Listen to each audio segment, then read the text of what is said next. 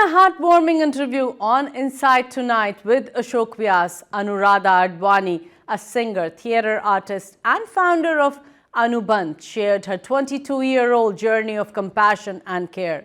With her husband Narendra Advani's support, Anuradha ji established Anubandh, an old age home in Jodhpur, Rajasthan, which now shelters over 125 seniors. Recognized as the daughter of the Helpless Seniors, Anuradha reflected on the changing family dynamics in India and the challenges she faces while bringing love and dignity to those abandoned by their families. Her work stands as a testament to selfless service and unwavering commitment to humanity. तो अनुबंध ने 23 बरस में प्रवेश करते हुए जो कुछ किया है, अगर आप ऐसे बहुत संक्षेप में किसी ऐसे मनुष्य को बता रही हो जो कि नहीं जानते कुछ अनुबंध के बारे में, तो क्या कहेंगी?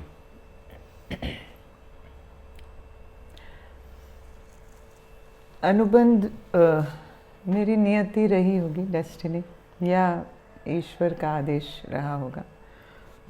काम शुरू किया है तो बराबर कर रही हूँ और जब तक हूँ तब तक अनुबंधित रहूँगी इस कार्य से। वृद्ध लोगों की या निराश्रित या दिव्यांग लोगों की देखभाल, ये ही है अनुबंध संक्षिप्त में। तो संक्षेप में वृद्ध लोगों की, दिव्यांग लोगों की देखभाल जो है उसको थोड़ा हम और अगर समझें कि कैसे उनकी देखभाल की जाती है, तो मैं और आप ऐसे कॉमन सेंस हमारा ही कहते हैं कि देखभाल में बेसिक चीज़ों का ध्यान रखें, अगर जो मिनिमम नीड्स हैं, अगर आप जैसे कहते थे रोटी कपड़ा मकान या छत है, कोई ध्यान रखने वाला ऐसा, तो जो बुज़ुर्ग लोग हैं, हम लोग भारत में बैठकर संयुक्त परिवार की बात करते हुए मान के चलते होते हैं कि माता पिता का हाथ बच्चे रखेंगे, तो वहाँ से शुरू करके फिर दिव्यांगों की तरफ जाते हैं। और कुछ आपने जैसे एक यथार्थ से परिचय, एक आपकी पुस्तक अभी कुछ समय पूर्व आई, एक और भी पुस्तक, उसके द्वारा भी आपने कुछ कहानियाँ बिना विवरण दिए हुए कि वे किसकी कहानी है, लेकिन वो ऐसा हमको झकझोर देती हैं कि ऐसा भी हो सकता है क्या। तो जब आपने शुरू किया था वो पता था कि इस तरह की? नहीं, बिल्कुल भी आइडिया नहीं था कि ये सब सुनने को या ये सब देखने को मिलेगा, इसका तो कोई आइडिया था ही नहीं। और जैसे जैसे मैं इन सब चीज़ों से रूबरू होती गई या सामने आती गई चीज़ें, तो कई सेंटेंसेस तो मुझे लगा जैसे कोई इनको खुदवा के रख देना चाहिए। कि जब मैं किसी बेटे को मैंने बोला कि अपनी माँ को रख लो या उनके वर्कर्स रख लो या कुछ ऐसा एपिसोड हुआ था, तो उसने एक सेंटेंस बोला था कि मेरी वाइफ को मेरी माँ पे किया गया खर्चा बर्दाश्त नहीं है, इसलिए मैं उनके ऊपर कोई I don't want to spend a single penny over my mother, ये उसका सेंटेंस था। तो ये सेंटेंस मैंने पहली बार सुना था। तो इस तरह के कई सेंटेंसेस हुए कि बेटा अब तो कुछ काम नहीं होता, चल फिर नहीं सकते, सब कुछ मैडम करवाती है, उठा बैठा भी नहीं जाता। तो बेटे का जवाब होता है उठ बैठ के करना क्या है, राम राम करो, राम अपने आप उठा लेगा। सो ये जो इस तरह के एपिसोड्स होते हैं या देखे, जब सुने समझे, तो लगा कि बदल गए हम लोग, बहुत ज़्यादा बदल गए हैं। तो ये हम जो यहाँ से बदले हैं उसकी थोड़ा सा समझ और हमारी ब्लैक एंड वाइट हो, इसलिए मैं याद कर रहा हूँ। हम लोग इस तरह बड़े होते हैं कि कोई काम करता था कि फिल्मों में ये डायलॉग आता था कि माँ के दूध को मत ले जाना, है ना। और माँ के साथ का जो रिश्ता श्रद्धा वाला या एक नेचुरल है कि आप, और ये जो बात आपने कही है वो सुनकर भी ऐसा लगता है कि घटिया टाइप की फिल्म का डायलॉग हो, लेकिन ये चलती फिरती जिंदगी में से बात आई। एक्चुअली मैं कई बार लगभग हर इंटरव्यू में बोलती हूँ कि मैं संयुक्त परिवार की प्रोडक्ट हूँ। हमारे घर में 25-30 जने होते थे, दादा दादी काका बुआ सब, उनके बच्चे भी। तो हम लोग उस माहौल में रहने के आदी थे कि, और वो अच्छा भी होता था। एक जना बीमार होता था तो 10 जने उसको संभालते थे या उसकी सेवा करते थे या क्या।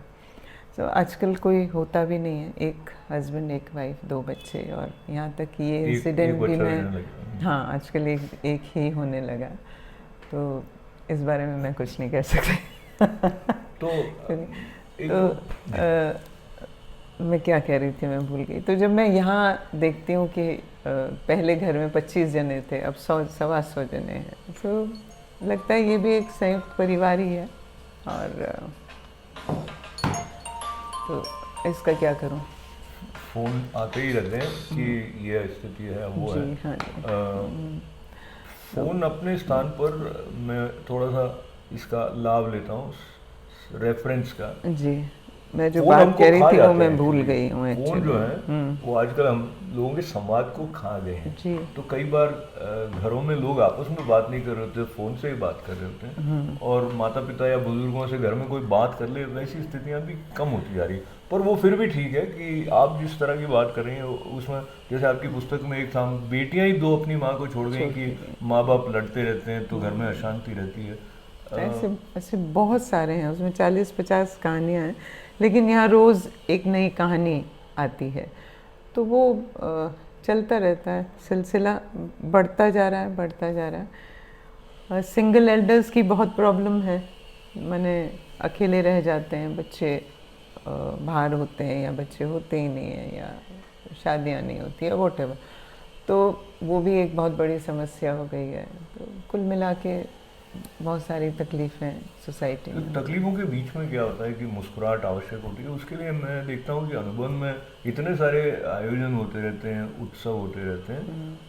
अभी 23वें बरस में भी जैसे ये जिस तरह की सजावट यहाँ पर है, जो वातावरण आपके आसपास का है वो आपके अंदर मन के वातावरण को बदलने में भी कुछ कारगर होता है। उस हिसाब से आपका थोड़ा सा बैकग्राउंड हमारे दर्शकों तक पहुंचाते हुए फिर वापस अनुबंध पे आता हूँ। आप गायिका भी हैं, आप एक्टिंग भी करती हैं, आप रेडियो में भी काफ़ी सक्रिय, हमें कुछ फिल्में भी की थी। तो वो सारा जो एक आपका क्रिएटिव एक्सप्रेशन के लिए डेडिकेशन रहा है, वो जब अनुबंध के अंदर आता है, यहाँ भी एक्चुअली वो काम आता है कहीं ना कहीं। वो चीज़ें हैं जो आपको एक्टिव रखती है, आपका पैशन है वो।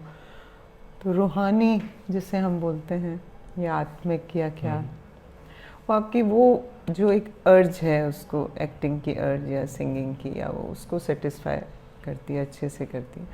और यहाँ पे क्योंकि थोड़ा सा प्रेशर रहता ही है काम का, इतने सारे लोगों को मैनेज करने का, वो तो जब वहाँ जाते हैं, रिहर्सल में जाते हैं या शो करते हैं, तो कहीं थोड़ा सा शांति भी मिलती है, और एक थोड़ा पॉजिटिव डाइवर्जन कह सकते हैं, वो भी हो जाता है।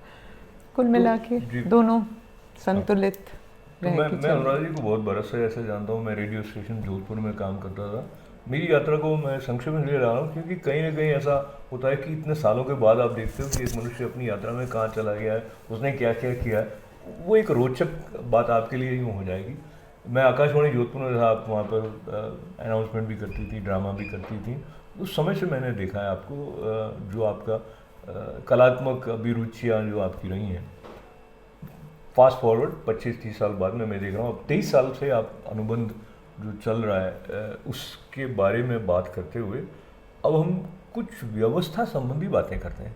देखिए, आज कहते हैं बात करने के पैसे लगते हैं, तो ये तो बहुत बड़ी बात है कि 100-125 लोग हैं जो घर वाले जिनका ध्यान नहीं रख रहे हैं, उनका अगर उनको आपको छत प्रोवाइड करना है, कुछ लोग रखने होंगे जो उनकी सेवा में हो, भोजन इत्यादि की व्यवस्था वगैरह हो।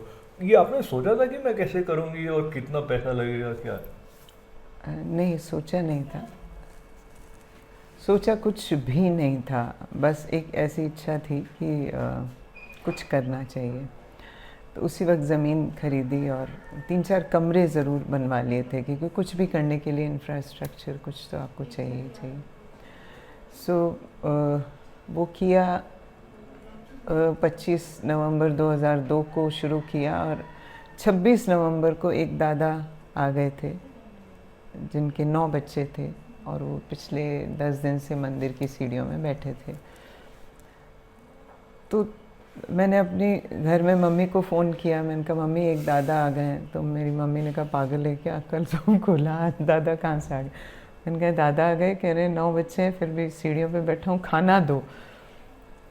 तो मेरी मम्मी ने कहा तू रुक, मैं आती हूँ। मम्मी घर में जितना भी सामान था खाने का, उसके साथ ही मम्मी गैस और चूल्हा और वो और सब लेके आ गई। सारा जो दाल सब्जी चावल दाल जो भी है, उस दादा को हमने खाना खिलाया। उस वक्त ध्यान नहीं आया कि मेरे पास तो पलंग भी नहीं है क्या। तो मैंने फैक्ट्री फ़ोन किया एडवानी साहब को, मैंने कहा कुछ पलंग टेबल कुर्सियाँ भेजो। तो उन्होंने फैक्ट्री से सामान रवाना किया। तो घर का सारा सामान मम्मी ले आई, वहाँ से वो आ गया। खाना खा के उस दादा ने कहा कि मुझे हेडेक हो रहा है या कुछ, तो मैंने उसको एक दवाई दी और उसके पेट में खाना गया।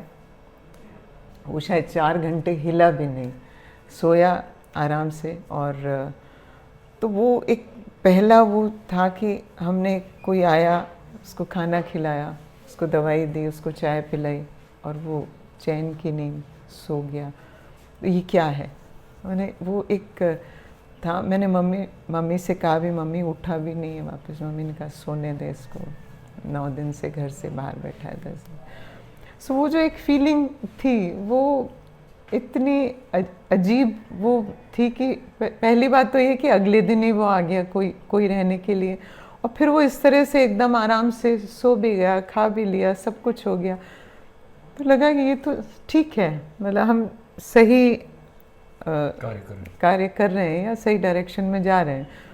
उसके बाद फिर सिलसिला आज तक चल रहा है।